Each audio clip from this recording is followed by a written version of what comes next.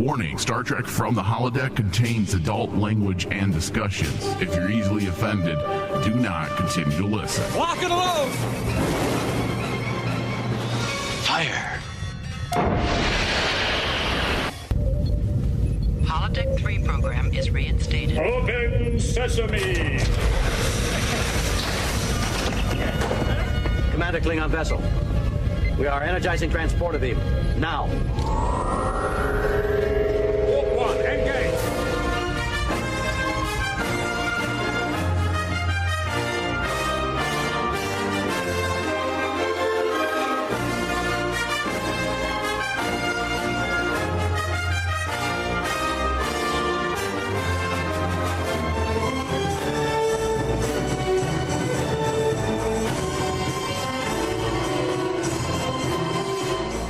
Hello, everybody. Welcome to Star Trek From the Holodeck. I am the captain on the bridge. I will go down with the ship. And my faithful ensign. And I'm ready to jump into the escape pod. Yeah. Hello, Dave. How are you? How's it going? I like you admit you're a coward. And I'm ready to live. I'm ready to live. I will not grab that time crystal. I would run the other way. I would be Harry Mudd if I could. All right, so today we're going to be talking about and breaking down Discovery's second season, of course. The 12th episode of Discovery's second season, Such Sweet Sorrow. Part 1, by the way. Yep, this is the part 1 of it. Which I only knew that because of IMDb. The actual episode itself does not say part 1, and I will be honest that it kind of threw me off a bit because I felt like we were missing beats. When it comes to writing television, there's specific beats you need to hit. Yeah. And now that I know that it's a part 1, then I'm like, okay, well, that makes sense why we're missing certain portions that should technically be a part of your script. Yes. Because it threw me off. In fact, I turned off the episode feeling like, hey, this is a good episode, but I was like, well, there's something a little off about it. It didn't feel complete, and now it makes sense. It wasn't a complete story. That was the only thing that helped me when I was watching it, because I knew this was the second to last episode, so I was expecting like a part 1, part 2 type of feel. And yeah, you were right. The episode was good, but it was missing a certain tone and certain beats, and it felt like it dragged a little bit to kind of push the drama a little bit. Right. More. Yes. But now that makes sense. Yes. Because that part that was dragging, air quotes, a bit is probably the part that was kind of the calm before the storm. Yes. That's the way I felt, especially with like a lot of the scenes with the crew and stuff like that, where they took a moment to give more moments for the crew than I thought they would. Yeah. And it felt like, oh, this is like the foreshadowing, like what you said, the calm before the storm. Yeah. There was a lot going on in this episode, and I mean, I wouldn't expect anything less from Michelle Paradise and Alex Kurtzman. They were both the writers of this episode. You have the two powers working together, along with a third writer, Jenny Lumet. So there's a lot of people working on this script. This episode was directed by Olatunde Asusanami. The synopsis: when the USS Discovery's crucial mission does not go according to plan, Burnham realizes what must ultimately be done. The crew prepares for the battle of a lifetime as Leland's control ships get closer. Yeah, so as I was saying, a lot going on in this episode. They are wrapping up the season while also brewing something on the backside. I get the distinct impression that the issues of the season will be resolved, absolutely, but there's something brewing on the back end. We know that Discovery is really a ship that shouldn't exist in Trek canon, unless, of course, it ends up falling under the control of Section 31. That's a whole other thing. And when you notice who directed this episode, Olatunde, he also directed the episode of Short Trek's Calypso. Yep. An episode of Short Treks that finds the entire Discovery vessel abandoned in the future.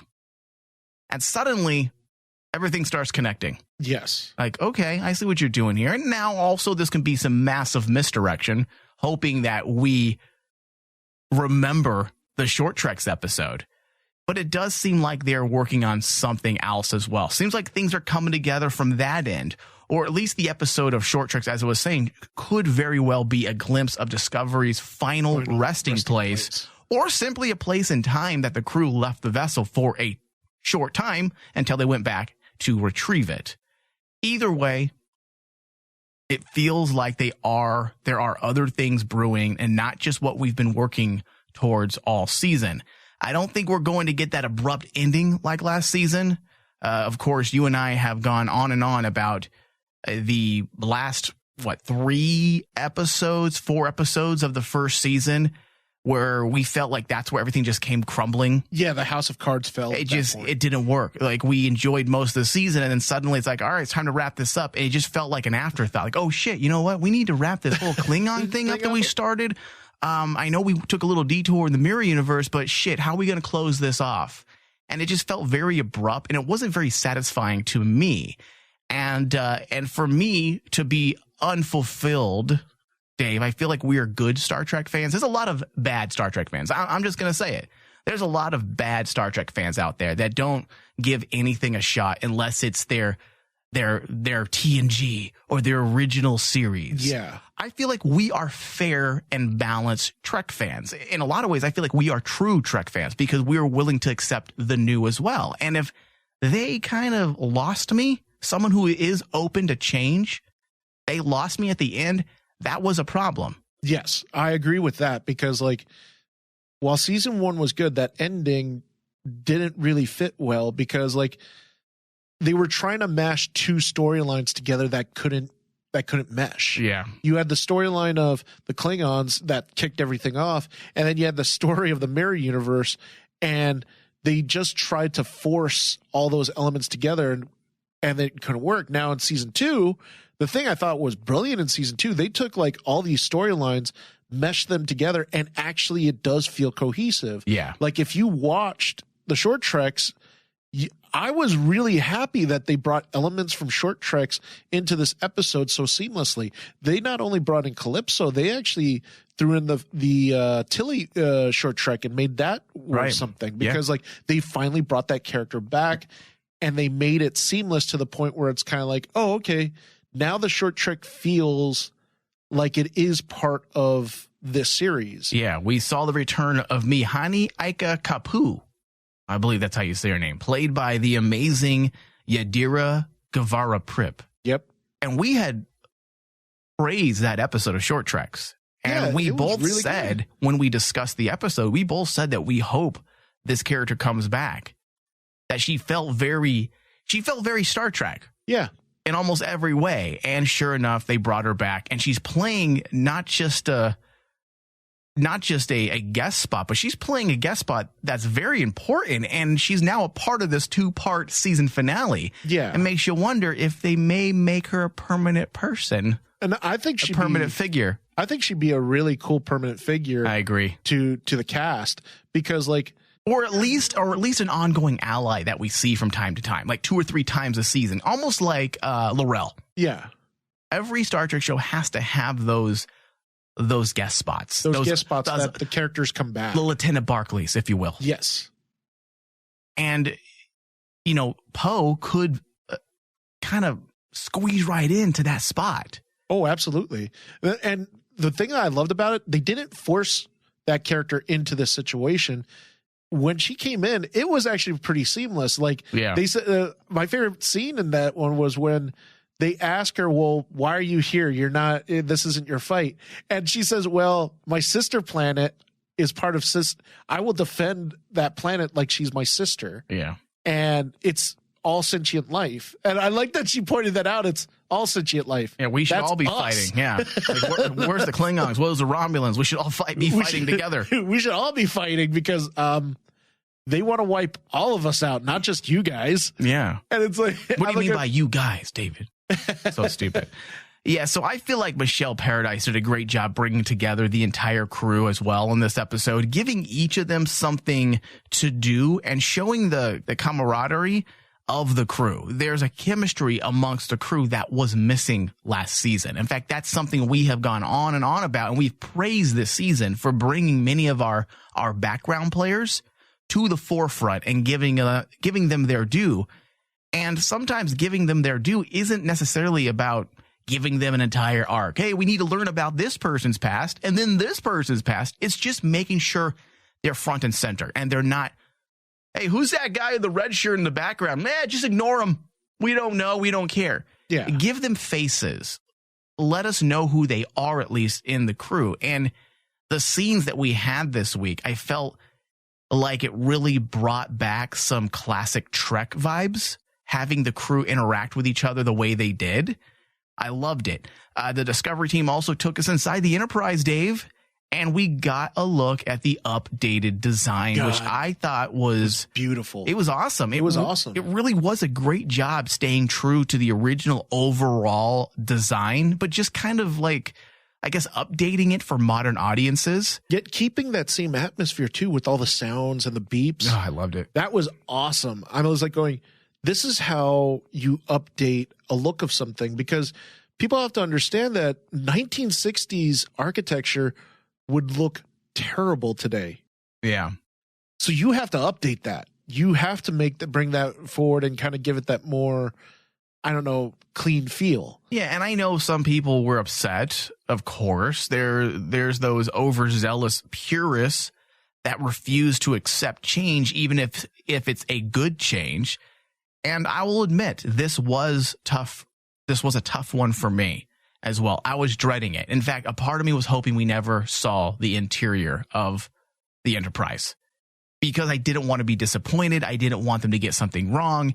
And being a bit of a Trek purist myself, yeah, but you also have to have that open mind. And to be honest, it's not Discovery that changed anything. Enterprise, back in 2001, 2002, Enterprise changed all of that before Discovery ever did. Yeah, sure. In their Mirror Universe episode, Mirror Darkly, they used the original aesthetics of the bridge, but the design of the Enterprise ship itself, the architecture, is not conducive with what the Enterprise would look like 100 years later. Exactly. So in a lot of ways, I feel like the Enterprise showrunners shit the bed on that decision. And I know the purpose of it was supposed to be, funny. It was supposed to be a fun episode, a gimmick episode. I understand. And I understand why they chose to use the exact design of the original bridge. But it also clashed. It didn't make sense that in 100 years, you would go from this elaborate Enterprise with multiple screens and different types of technology to a minimalist look that let's just say it's a very distinct look that anybody can point to and say, oh, that's from the 1960s. Yeah. And it's just silly. And if you look back at when they've done this throughout all of Star Trek, whether it be Deep Space Nine, Enterprise, even in the TNG aspect, it's always been done and it's always been received as kind of like that he giggled kind of nostalgic. It was a fun moment. It's a fun moment, but it's also humorous. They would never have done an entire series exactly with that design. You cannot do that with an entire season, because how am I going to take you seriously then? You mean to tell me that aesthetic I'm supposed to take seriously and in a full-blown serious narrative? It doesn't work. I'm sorry. Yeah, and I agree.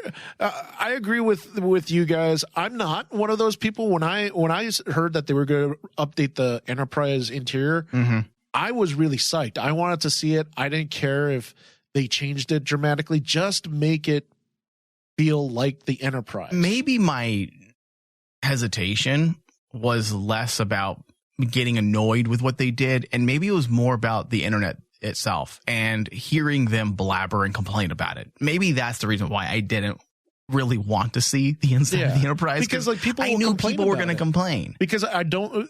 The important thing to me that I've always stated: just keep the atmosphere of the Enterprise the same, and the atmosphere is kind of like this. It's supposed to be the best ship in the fleet. Yes, it's their flagship. There's and that's one of the reasons why one of my favorite moments in season 2 was when they gave the reason why Pike was not and the Enterprise was not involved in the Klingon War. Why? it's their best flagship. Yeah. They don't want it in the front lines to get blown Well, up. also Pike. What did Cornwall say? He's the very best they have to offer. He is the very best that they have to offer, and if he were to die, They would lose something. they'd lose something. The Federation would lose something. Yeah. Now, there is an article from IGN that goes into detail about the design of the Enterprise bridge, and production designer Tamara Deverell goes in to explain that her team, basically the process of updating an iconic vessel to fit the look established by Discovery, and yet also managed to incorporate many of the hallmarks of the ship that were established over 50 years ago. And that was her goal. Her goal was to update it to fit the aesthetics of Discovery. Yes. But also stay true to those classic things you expect to see. You know, the bridge design looks literally like the original bridge. If you were to overlap them, one image on top of the other, it looks almost identical except for the updated modern look. That's it. The consoles. That's it. And Deverell explained that her chief goal when undertaking this design was to try to bring Star Trek, the original series, into our world rather than trying to do something completely new.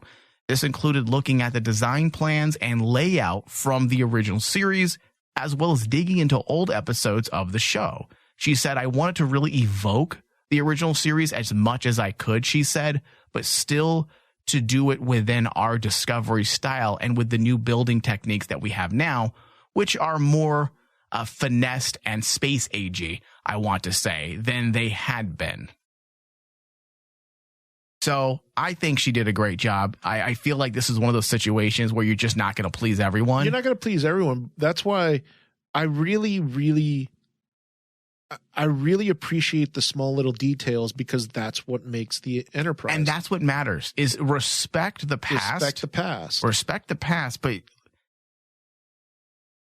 we have to be realistic as fans. It is what it is. These are the issues when you're dealing with a franchise as old as this one. You can't expect a TV show to just use old designs from the 1960s and think it's going to work. Mm-hmm.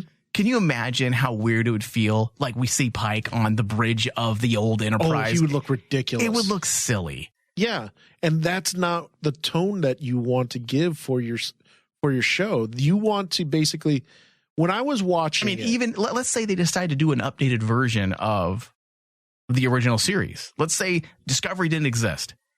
Do you honestly want another show that looks exactly like the 1960s? Oh my God. No. It's fucking ridiculous. It's ridiculous. There's a reason why things are there's such a thing as rose-colored glasses. And I expect things like this, Dave. Like if we're dealing with a franchise that's 15 years old, I would be a little ashamed of the showrunners for doing fuck-ups. I'd be like, why did you need to change that? It's the designs haven't changed that much between the year 2005 and 2019. But when you're talking about like what, 4 decades? Yeah, it needs to update. It absolutely does.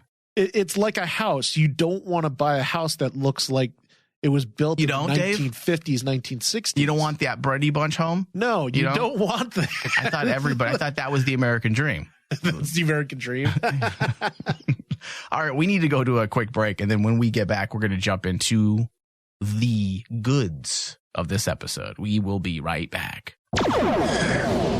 Imagine a race of beings possessed of one mind, driven by one will, intent on one purpose: to seize our past and control our future. Set a course for Earth. Maximum warp. Yes! What are you looking at, nerd? Huh? I thought I was looking at my mother's old douchebag, but that's in Ohio. Geek Out Saturdays. And then, like, ants eat your remains. Like, those books got real dark. For kids. Or, like, one of them, like, you get... The fact that Marvel's been doing it for 10 years doesn't mean it's easy. Hold on, though. Take Marvel out of the equation and forget that they don't even exist. Television has been doing this for decades. And I stumbled upon it while I was hunting alligators. and this guy starts whistling at you. He beckons you. So I thought it was a mission, like a side mission. So I went, and then I realized what it was when it was too late. Yeah. I walked in, the guy starts, and that's how they go out. Like, because the Rebirth, when they ditched the New 52, because the New 52, they weren't always on the best of terms. They're back together, or, they end up getting back together because they feel something they don't know. They just feel like the universe is pulling them together. Catch up on your favorite Rain Man digital geek shows every Saturday. DC on CW, Back to Tank, Weird West Radio, The Crossroads, and more. Geek Out Saturday on Rain Man Channel 001. The Rain Man Show. The Rain Man Show. Apparently, whole fabric of society, so long as they and their weird way of doing sex is legitimized. That's what they want. Their weird way of having sex or doing sex. I mean, gay folk, they're not aliens. They're not from Trisomian 21. They're human beings. They have sex the same way we do. They don't mind meld in order to fuck. Now then, they don't place their fingertips together and they're orgasming. The way Thomas. Oh, Jesus, he's in the studio. Thomas, the way the gays signed those leases for the latest Kia excursion. It's madness. The way they do those leases and buy those homes. And you mean with the signature the same way everyone else does? Their credit ratings are just exuberantly high for people. From a lack of divorce. It's true. They live a better life. They have more disposable income than the rest of us. But good golly, they're going to ruin society. If anything, we can learn a little bit about economics and the life savings from the gay community. For more Rain Man, visit RainManShow.com. Free stuff is awesome, but free stuff that will spice up your bedroom is even better. Just go to adamandeve.com and select almost any one item for 50% off, and then we'll load on the free stuff. Just enter this very exclusive code, RAINMAN, at checkout, and you'll get 10 tantalizing free gifts, including a sexy item for him, a special toy for her, and a third item you'll both enjoy. And 6 extra special bonus items that are sure to rev your engine, pique your curiosity, and even blow you away. Plus, free shipping! Always sent in discreet packaging. Go to adamandeve.com now. Get 50% off plus the 10 free gifts when you enter the exclusive offer code RAINMAN. Again, that's RAINMAN. Because without it, no free stuff. That's RAINMAN at adamandeve.com. We are the Borg. Lower your shields and surrender your ships. We will add your biological and technological distinctiveness to our own. Your culture will adapt to serve us. Resistance is futile.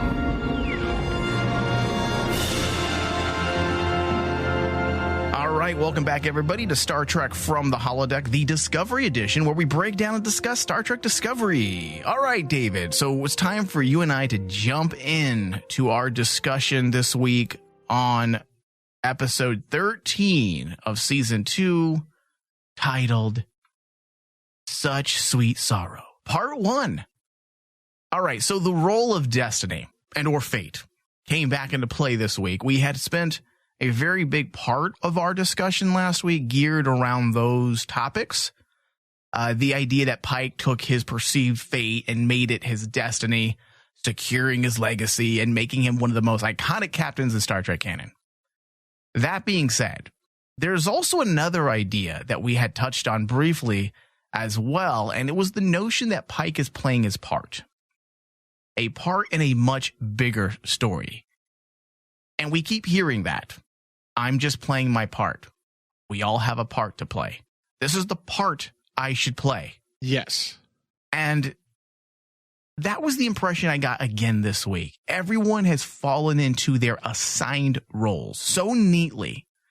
And if you take a step back, it feels like there has been a grand architect, someone pulling all the strings to make sure everyone is where they need to be. And with the bit this week that they believe Burnham is the one that has already traveled into the future, it has been the one controlling the red signals and when they would appear.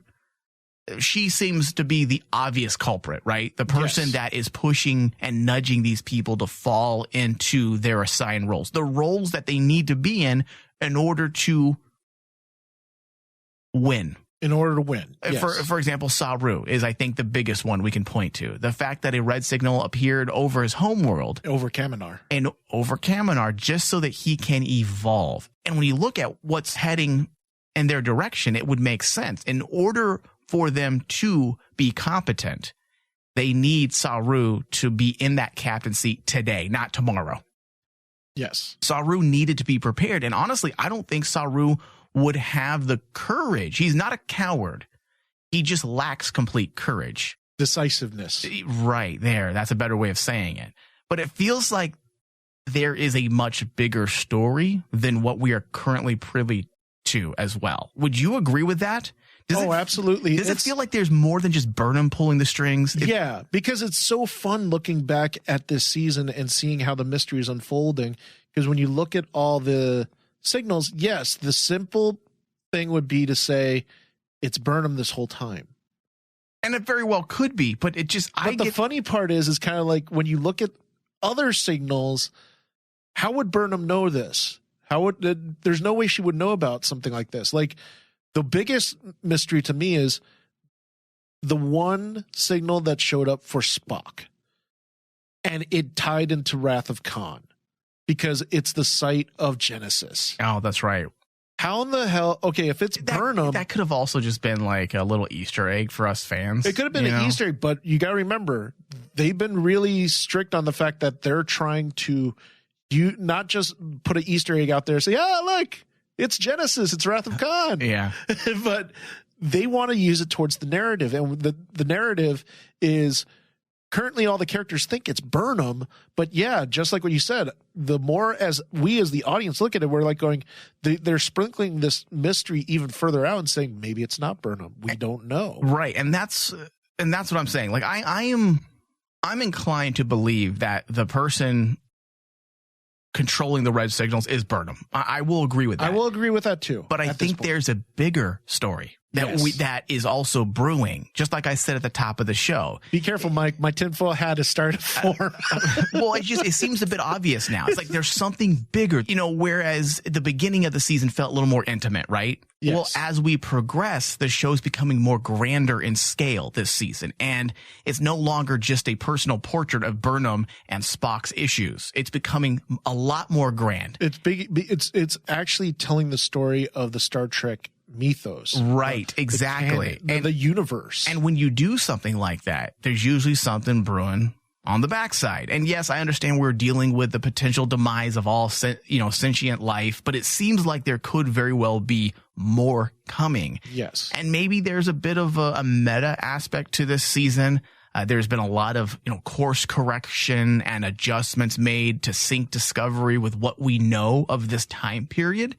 Aligning it with established canon. Yes. And when you parallel that with the red signals and how it's purposely leading us by the nose, it all feels orchestrated beyond simply the obvious, which is Burnham and the red signals. And I'm not saying orchestrated because it feels heavy-handed. I'm saying I feel like there is something grand, a grander scale occurring. There's something big. Yeah, there's something big that it feels like something very big and very momentous. I'm talking canon changing. Canon changing. Doesn't it seem that way? Yes, absolutely. That's why I'm like going with the upcoming episode 2, the way that episode 1 laid it out. Episode 1 kind of is like doing what you said, is it's leading us by the nose. It's saying that it's Burnham. It's Burnham. It's flat out Burnham. However, then you start actually seeing in episode 1 where they're starting to bring up little things about the red signals and the meaning of each one, and like especially with Saru bringing up the fact that the red signals show up to kind of, as you alluded earlier, they forge a destiny for us. Right. They were placed there by something that was meant to be. This is our destiny.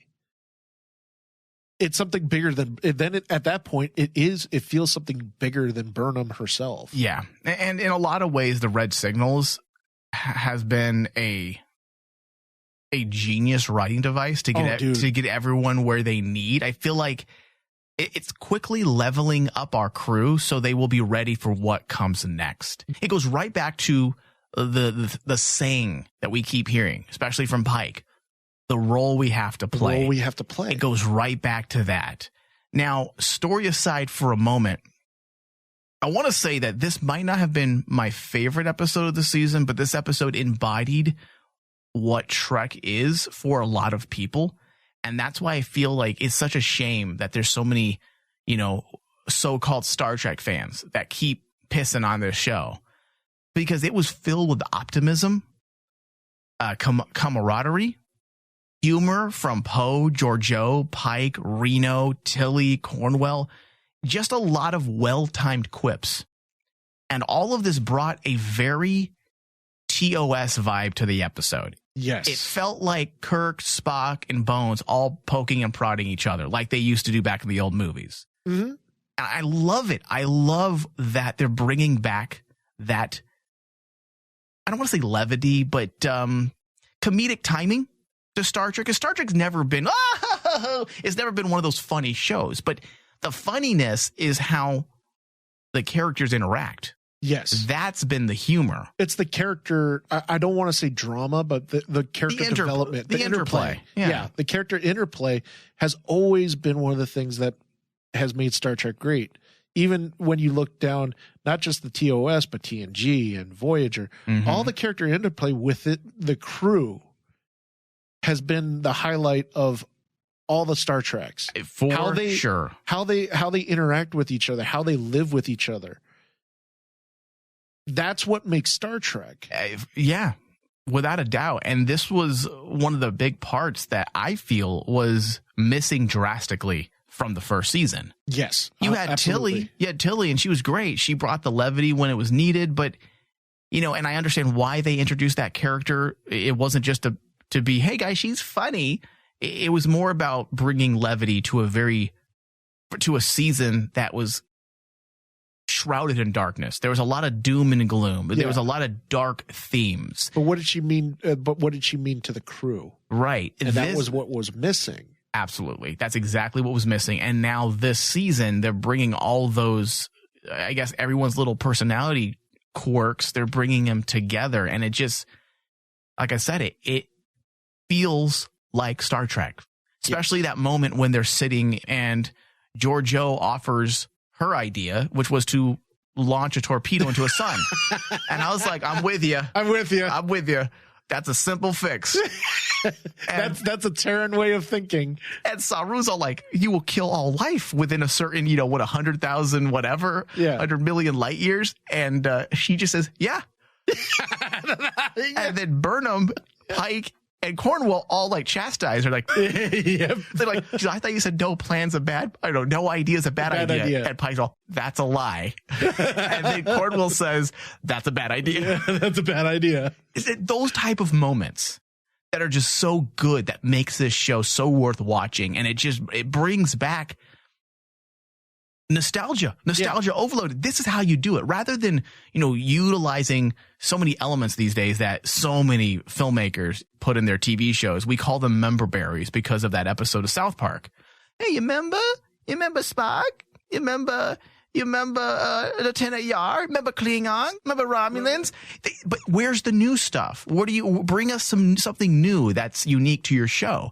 And this is a great way to bring nostalgia back to, or I should say, give the viewers a sense of nostalgia without retreading on similar stories or falling into those dangerous tropes. Yes. But this is how you do it, by creating a group of individuals that embody the essence of Trek and how they interact with each other. Dude, it's fucking great. It is. It really is good. And it's living to its own ideals, I guess you could say. The thing I love about the second season of Discovery, it's come into its own and basically said, this is what Discovery is about. I agree. And my favorite, I forgot if it's this past episode or the episode before, when Pike basically tells the crew, this entire journey has been a way of discovering yourselves. And I'm like, that's what this whole show is all about. The idea of Discovery was an adventure of not just out in space, but an inward discovery of themselves. What makes them? What makes them great characters? What makes them a captain? What makes them an engineer? What makes Burnham a mutineer? What makes her special? All that is about the discovery of oneself. It's not just about going out into the stars with this show. It's about finding who you are as a person and a human being. And I really connected with that. A lot of the mass audiences connect with that stuff, and that's what makes Discovery a really good show. Yeah. Because you can't connect with these characters and you feel for them. It's amazing to me that basically normally in this episode, if we had like these moments earlier, it would have felt forced. You know, like the whole melodrama of the crew members saying goodbye to their families, because the whole plan of jumping into the future and they'll never see their families ever again. And they have that melodramatic moment where they're writing letters to their families. Normally, that would be, to me, that would be like a bad sense of melodrama. But here, the way that it's been written up to this point and season, it works seamlessly, and it actually wins you over an audience, because you're like going, okay, this crew earned this. Mm-hmm. They earned it. Yeah. You know, they are the Discovery That's a good way to look at crew. it. Yeah. That's a very good way to look at it. David, let's switch gears, okay? Let's talk about some time travel possibilities. And maybe next season, it's already too late now, maybe we should get a little jingle produced, and we'll do like 10 foil hat moments with the crew of Star Trek from the holodeck. So let's talk about this, all right? Now, we already know the original concept for the show when Brian Fuller was in charge. And the reason he left before shooting even started for season 1 was because his idea was squashed. He had pitched an idea to CBS that Discovery would be an anthology series. Remember we discussed this? Yes. Okay, new crew, new ship, new settings that would explore different time frames within Trek canon. Part of Brian Fuller's idea might have had reasons to do with not wanting to stay in one time too long, like the original series era, due to the possibilities of disrupting 50-some years of canon. Yes. That's dangerous. That's dangerous. Fact, that's what we said when Discovery was announced. We were super, super stoked, but what did we say? Shit. That doesn't give them a lot of creative room. You're tiptoeing through glass. You really are. Yeah. And with a show like this continues to be a potential issue. And it always will be for the next, I don't know, however many seasons they go. If they can get to that classic 7th season, they're always going to have to be careful. And that wreaks havoc on a writing room. You can't stifle creativity because of canon. Now, I'm not saying canon isn't important. I'm saying the opposite. Canon is very important. That's why it stifles creativity. It doesn't leave a lot of room for complete creative freedom when you are forced to write with such restraints. Yes. So, David, here it is. What if this is the way to go back to Fuller's idea? Kinda.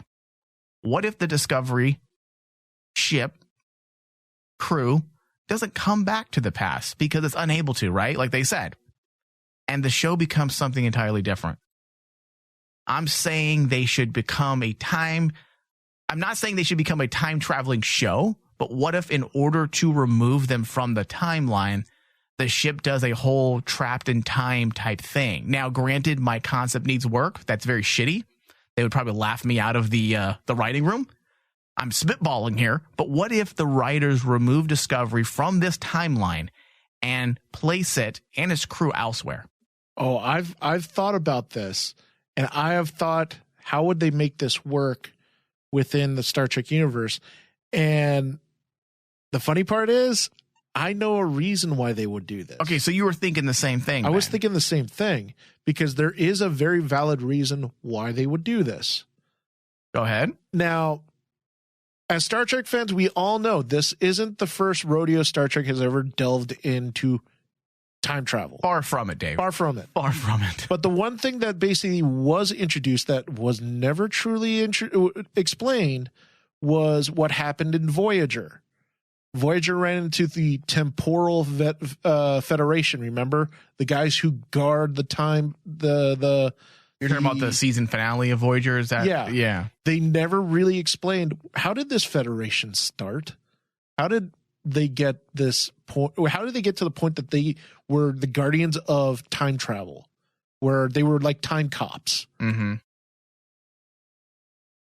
And I thought to myself, what if, because this whole Discovery second season has been, they've kind of alluded to trying to give more substance to a lot of Star Trek canon. What if this is supposed to lead to that? To explain that the Discovery crew is the beginnings of the Temporal Federation. Jesus. Dave, it sounds crazy, but that's pretty much the same track I'm on, because we don't know anything about the Temporal Federation except from what we learned in Voyager. We don't know how they started. Yeah. And we don't see this crew anymore. That is true. We don't see these characters, but what if this is the crew that gets that started? Now, people may say, "Oh, but Spock's on that vessel as well. He's going to go." We don't know that. That yet. can easily change. That could easily change. They haven't gone through the time travel yet, and we don't know what happens in part 2. Yeah, and it gives the show more room to grow. I feel like that would be a fun idea, as long as it's done the right way, and it stops the Trek babies from crying. It prevents any potential canon issues. It allows the show to grow without those restraints. It also would explain why Anson Mount and Rebecca Romaine are not returning to the series next year. Yeah. Because a lot of people were kind of baffled. Like, wait a second, one season and you're not even going to give them like some guest spots? They're just done? Well, if the Discovery's nowhere to be found. and Pike's not there. Yeah. And it just makes sense. When in doubt, go back to the creator's original idea. Brian Fuller knew what he was doing. And if he was in charge of the first season and allowed to do what he wanted to do, we would have had a very different show, and we wouldn't have had the problems we had during the first season. Brian Fuller is a competent fucking showrunner. Yeah.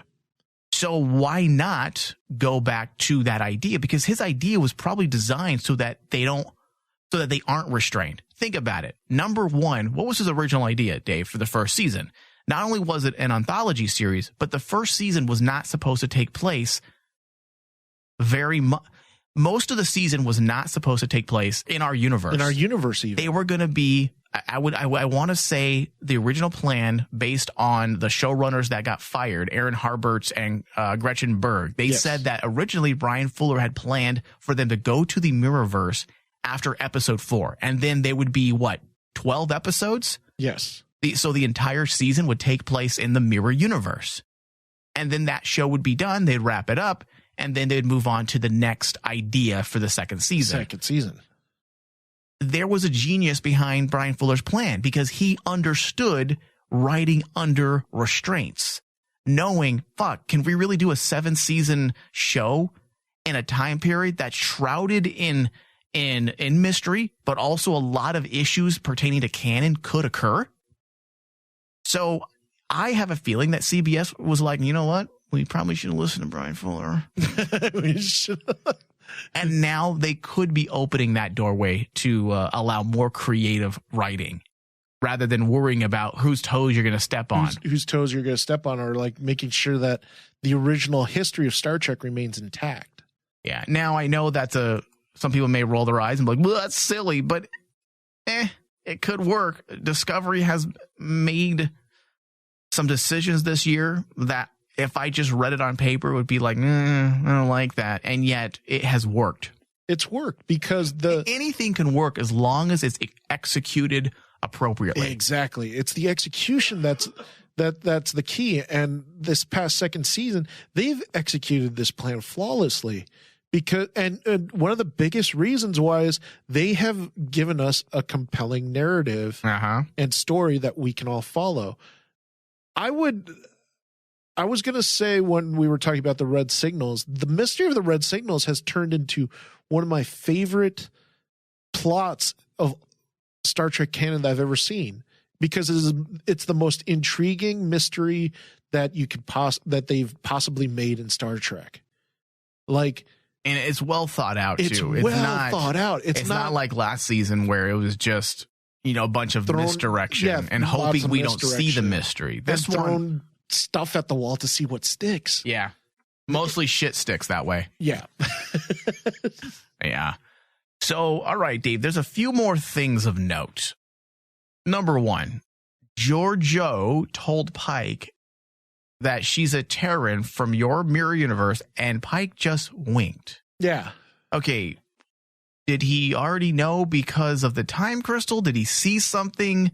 Did I miss something? Do you have any theories or thoughts on that? I think Pike already knew, because you think that was the wing. Like, listen, I already knew who you were. Yeah, because he already knew Georgiou from Prime Universe. First thing he said was like, you know what? Like, she's very different than the Georgiou I heard of. Yeah. And like, Pike's no dummy. He's a very smart character. He would figure it out sooner or later that, wait a minute. Especially when she suggested to blow up a star. Yeah, exactly. It probably made sense to him. That's why he said, what? And then he's all winked. Then he's all, oh, that makes sense. It makes sense. But I love that send-off too, because they're probably not going to see each other again. Yeah. And I just like that send-off. It shows, again, that classic Star Trek vibes. Yes. I loved it. Like, honestly, dude, Pike, I think, is going to be one of the things I'm going to miss a lot. I agree, man. It's going to be tough not having him around next year. Damn. I mean, there's been talk that so many fans have been wanting a Anson Mount-led Pike series. You never know, man. You never know. That would be so fun. But how do you do it, though, when you're, again, Dave, when you know the character's face? It's just going to present a lot of problems. Yeah. Because you know what is in store for him. And do we really want a Star Trek series to end so negatively? Because that's how it would end. Yeah, it has to. It has to end that way. Because at this point, that's his destiny. And it's only, 8 years away at this point? 9 years away? I think 7 or 8. Yeah. I think 7 or 8 years, and then all of a sudden the accident's supposed to happen. Wait, unless we're 10 years. Are we still 10 years out? Because I know we were 10 years last year. The overall feeling of season 2 is they've been together for longer than we known. Yeah. So I was like thinking, like what you said is probably 7 or 8 years till his accident, because 1 to 2 years have passed since the beginning of the Klingon War. All right, Dave. Now, where does Tyler need to go that he can't stay to help with the Discovery jump? Oh, dude. Do you have any ideas on that? I have an idea, and if it happens... Okay, tell me, Mr. Tinfoil Hat. Go ahead. Okay, Tinfoil Hat says that we're going to get to see the Birds of Prey. You think he's in a... Oh shit! They hinted that basically... That's right. They hinted that L'Rell said, this is our new ship. Okay, man. That would be cool. So you think the Klingons are going to come and help? Oh, yeah. I think he will get L'Rell, and a part of me says we're going to see a Bird of Prey. In action? In action. Oh, which man. would be freaking fantastic. Yeah, that makes sense. Because I want to see that. I want to see when they showed the schematic of the Bird of Prey in the beginning of the second season, I got giddy. Yeah. Because I want to see that in action. Yeah. Okay, so Tyler's decision to stay in order to keep Section 31 in check. I really like this because we as Trek fans need to know that there are people within Section 31 that truly respect and believe in the ways of Starfleet and the Federation. I feel like it's a hard pill to swallow for many of us. Well, it is, because look how they portrayed Section 31 throughout all of Star Trek. Yeah, and I'm like, well, how can this rogue, technically, they're almost like the CIA at times. They're just a rogue agency that operates on their own, unhindered. And I find it hard to believe that they can operate like that for 300 and some years and never do some really fucked up shit. So in order to keep them in line, I feel like I think it's a good story decision to throw someone like Tyler in there and drive home the point that he is staying behind so that he can essentially keep Section 31 from crossing those boundaries. Yeah. I like that, because it also strengthens the idea that it is possible to keep Section 31 respectable so long as you have the right mixture of individuals. And that in itself is like the most daunting task I think Star Trek writers have, in the Section 31 series. It's because you're dealing with a faction that basically people have, up to this point, as fans said, they're the scum of the earth. No one trusts them. And that they're going to be the main characters of the next series. That's going to be just like what you said, a tough pill to swallow. Now, I think a character like Tyler could honestly be kind of like that really strong main lead for the Section 31 show. Now, I think that he's going to need help from JoJo.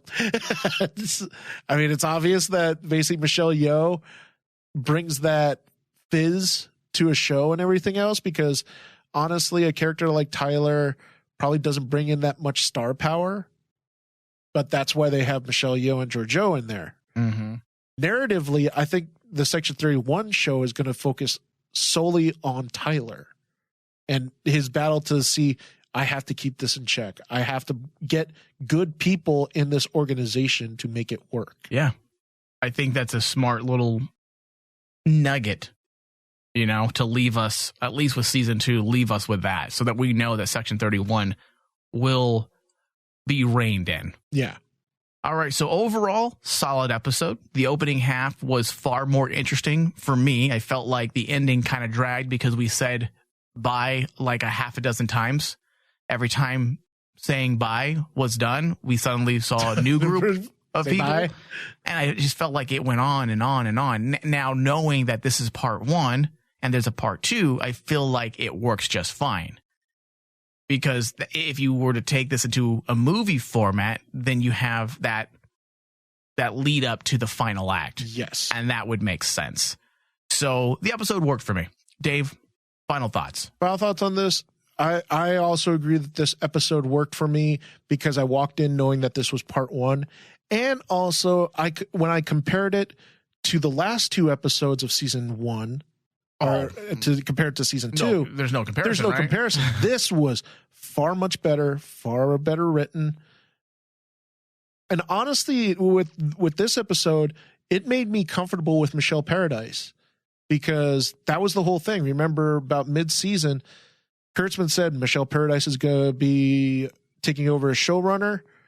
We're gonna work to close out season 2, and then she's going to take over in season 3. I'm really comfortable right now with how she's led the show so far, and it makes me more excited for season 3 to see what she can do by herself. I agree.